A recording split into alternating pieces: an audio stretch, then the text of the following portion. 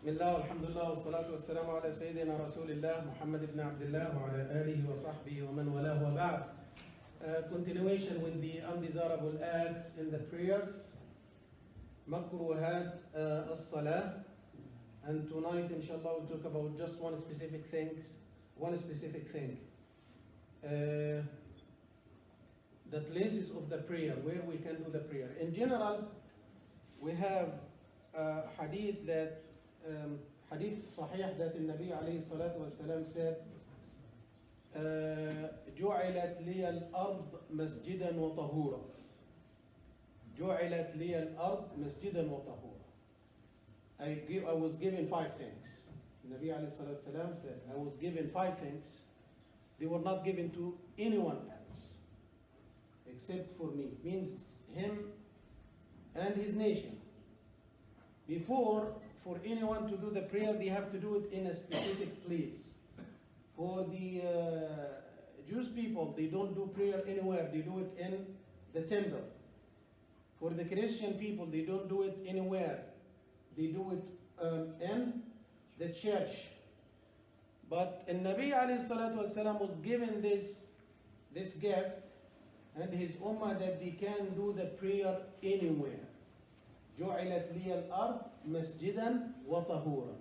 All of the ground, all of the area, on the ground, on the top of the mountain, anywhere else, inside the house, outside the house, in the masjid, outside of the masjid, you can make your prayer.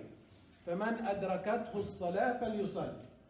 If the time came and you are in the jungle, you are anywhere, you do your prayer. But this is the fundamental. This is the basic rule.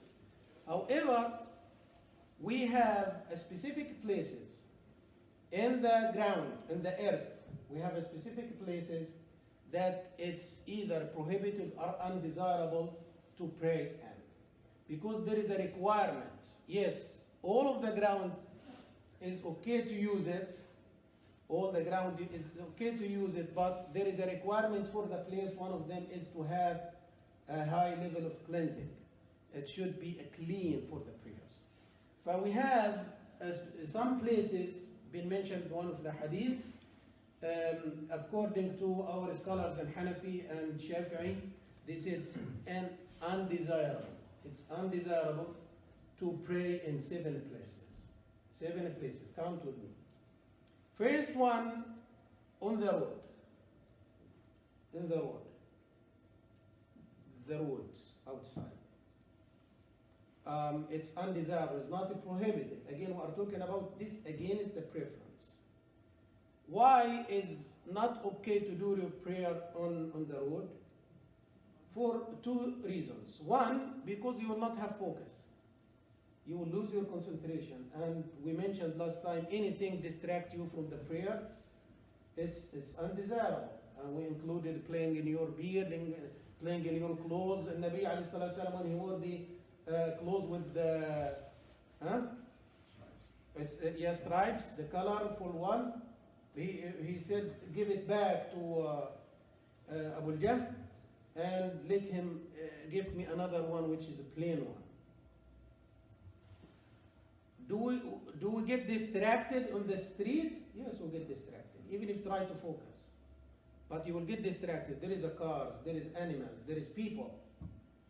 Second, it's not good for the others, for the other people around you. Also, it's not good that you might make it hard for them to move in an easy way. طبعا you say, what's wrong by myself? But imagine all of us, we decided to pray on the street. One here, one there, one. You don't allow it just for one single person. Then it will be hard for people to move back and forth. This is why it's undesirable. The second one, hammam. And I have to say it hammam here. Because when I say it, all of you understand hammam. It's not the bathroom. No, it's different. This is a bathroom. Hammam is a public place for people to go and to do intensive washing. Like Turkish. Moroccan. You have several Moroccans here. Why you are always عشان Algeria مش كده? Because there is no Algerian No, we have. حمام. They do that. They are all Turkish style. Algerian and Moroccan. Then we have to make a research which one came first. Turkish got influenced by the Moroccan or the Moroccan. By the way, this hammam was in Spain and was in Morocco before the Ottoman. It's ours.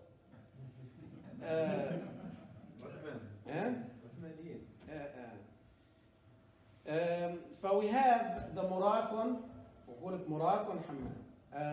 Who tried the Moroccan hammam? Huh? Just me and the Moroccan. That's it? No, you should do it at least once. Once a week. Huh? At least in Morocco, once a week. In Morocco, Yeah, at least once a week. yeah. I hate That's- them this- after once a week. I did my- Same thing in Algeria. We go once a week. You will build all of your skin. Anyway, this it's we call it hammam. Over there, there is the area of the bathroom is very limited, but most of the area is for washing, for steam, for sauna, something like this, and moving from one place to another. And this style was common. Because at the time of Nabi alayhi salatu wasalam, they were not able, everyone in Al-Madinah, not everyone in Mecca had his own hammam at home. They used to do it in public. And sometimes they do hammam for men and hammam for women, because also women, especially those who are getting married, they need to be treated in a special way. They do it in this area. For over there is an area of washing. The area of the washing, even if it's big, but as far as it's used for this purpose, it's undesirable to pray. Why? Because there is a chance to have some dirt. Someone urinated, someone did this, did that. But could also have some But if I went to Tunisia, for example, they have hammam also Moroccan, Tunisian one, but they have a fence outside this building. For this does not belong to the hammam, but the area of the washing itself. And most of the Shia, they use them as a hotel, so they have plenty of spaces outside the washing. Oh yes, for this is okay, but inside the area itself is not, it's undesirable. The trash can area, the dumpster area. Also the third one, dumpster area, because you might have clean things or you might have unclean things in addition to the smell. Yani if you close to the dumpster, you might smell something bad. Also, it will take you away, take your concentration away. The third one is there. And also the butcher shop. The butcher shop, majzara. Why? Because there are a lot of blood over there. Blood everywhere. And the blood, once came out of the animal, it will become a dirt, impurity. It will be impurity. This is why we clean it from the blood. We are not allowed to eat blood. Also the stuff inside the stomach of the animals. Because of this, there is a high chance to have a lot of them. And 5, the church. And they said the church here in the hadith referring to any place of ibadah other than the mosque. Any place of ibadah for non-Islamic practice. But they use a church because this is the common thing in Arabic Peninsula. They had a Christian, Bani Taghlib, they were Christian. They have Najran, they were also Christian. Less Yahud.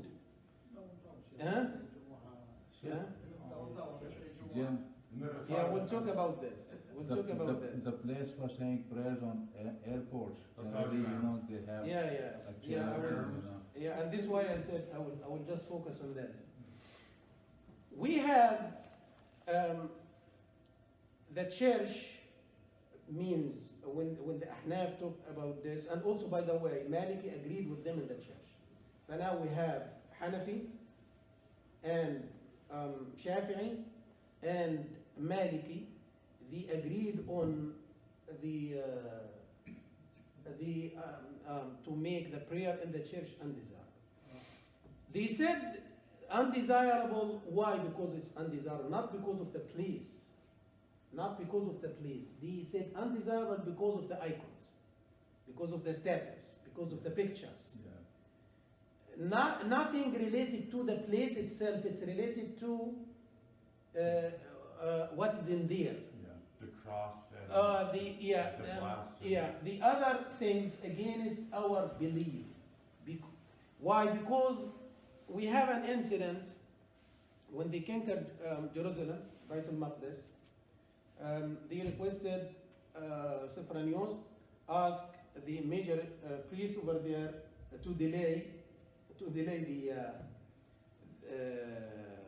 the treaty. He said, I will not give it up, I will not give up the keys, but to your Khalifa. But he didn't know that Amr ibn al-As, the one who's knowing the deal, also anticipated this.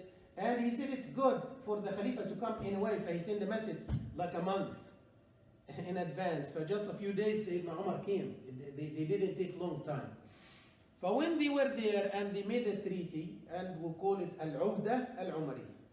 Al-Uhda Al-Umariyya ruled the area of Jerusalem from the time of Sayyidina Umar ibn al-Khattab until the occupation of Al-Quds with the Zionists.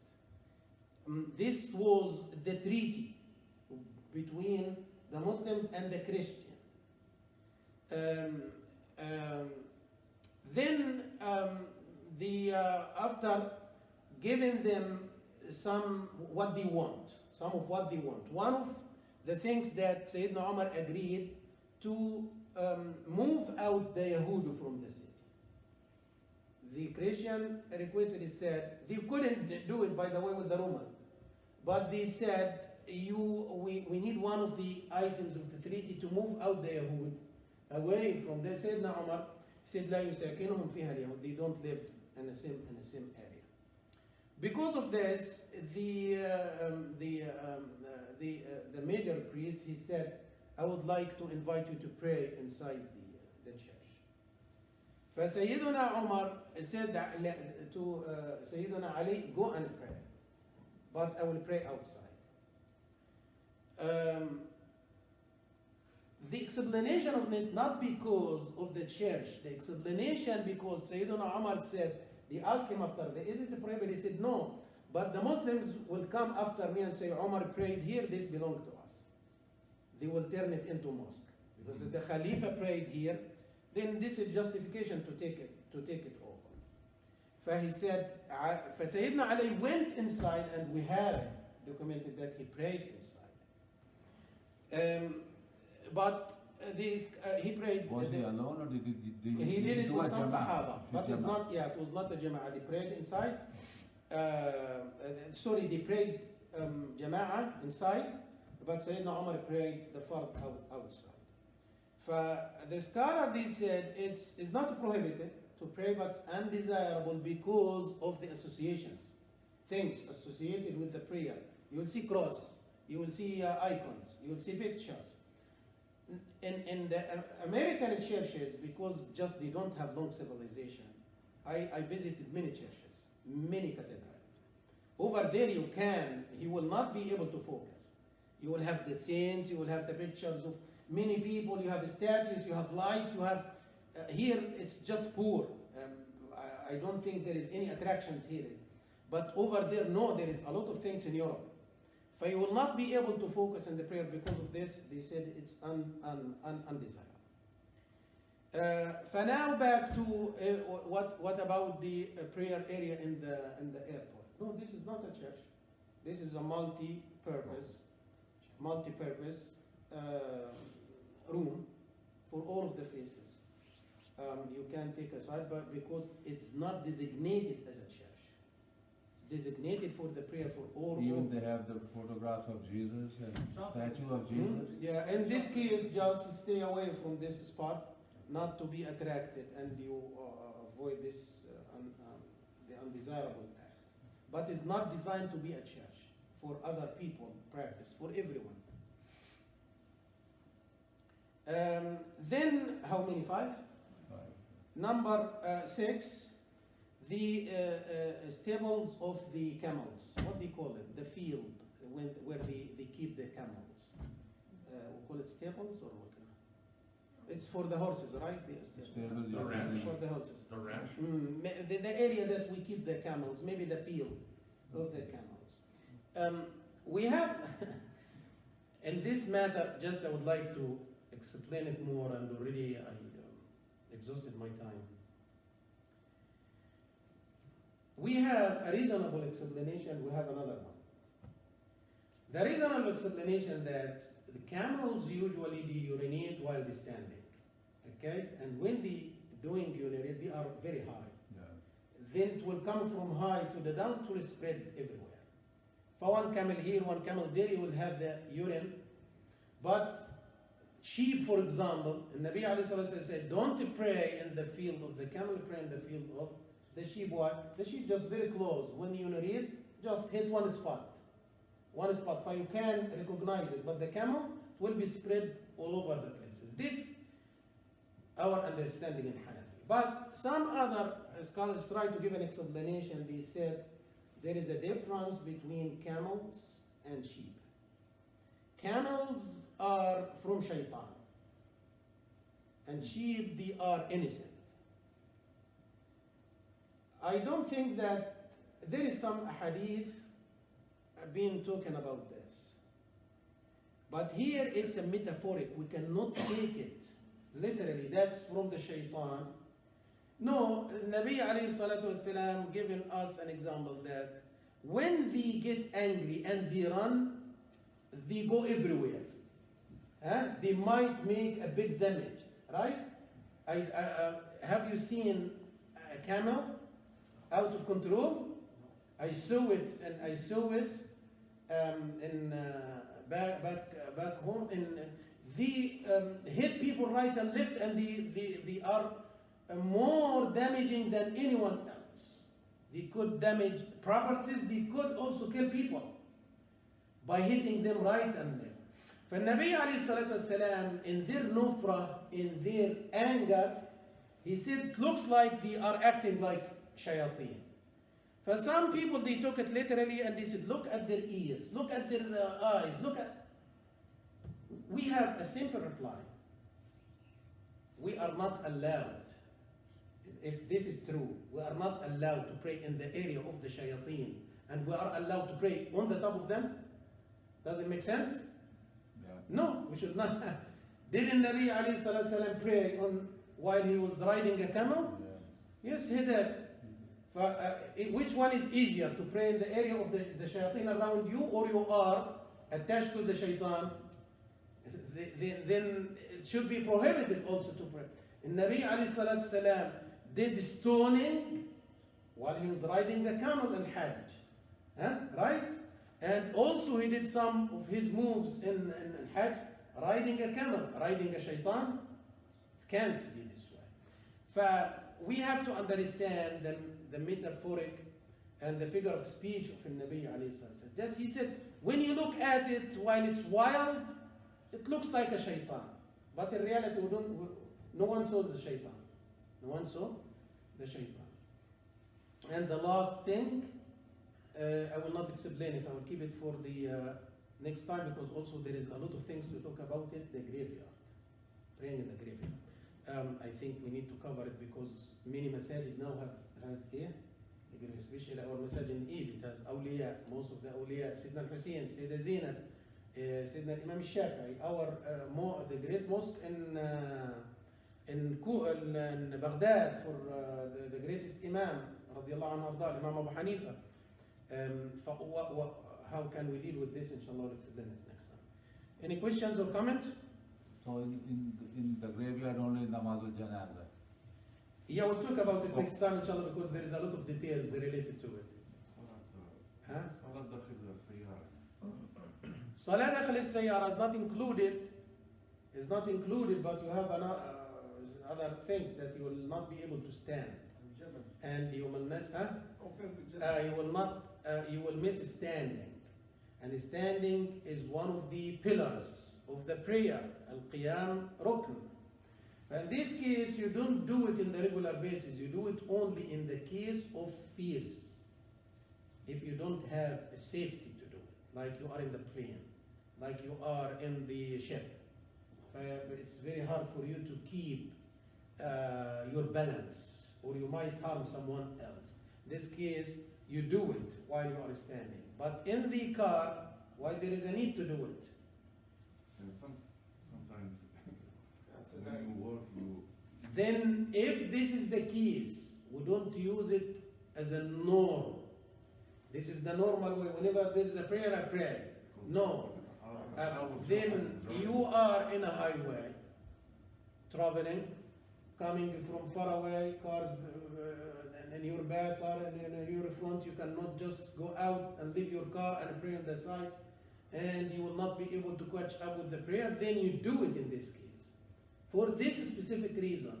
But you have a trip to Worcester, for example, and you could step aside and pray 2-3 minutes. Then if you are able to stand, no, you cannot move to sitting. But if you have time, but you don't feel safe, maybe someone will come in the back and hit you, then pray in the car. But as far as there is a safety involved, then you can pray on the car. In the case, Sheikh, at work, there is it's raining, there is no place inside, only in the car. So many Yes, situations. this also, Okay. safety should involve. Other than that, convenient is not. Convenient is not, because maybe it's better to take advantage of the opinion of the Hanabila to combine early or in late and not to miss standing. Because combining, it's disputable. There is a one opinion saying it's okay to combine even if there is no reason, and the other is still you have to have a reason. There is a dispute, but standing there is no dispute if you are capable to do it.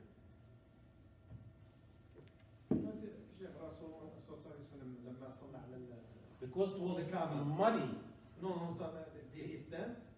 And on the camel? Yeah. No, the safety, it was muddy, it was raining and became muddy area.